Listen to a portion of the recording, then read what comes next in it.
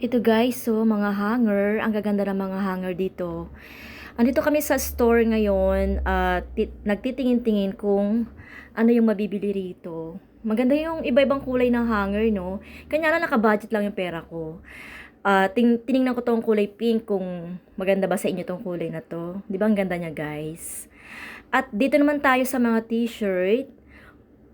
Iba-ibang kulay yung mga t-shirt dito guys. Karamihan dito mga namimili, mga wholesale, at may mga printing shirts. Ang ganda tong gray na nakita ko, kanya lang hindi muna ako bibili ngayon at naka-budget ang aking pera. At yan lang guys, pinakita ko lang sa inyo tong mga t-shirt na iba-ibang kulay. Ang sarap niya kasing tingnan. Yan lang guys, maiwan muna namin kayo. Bye!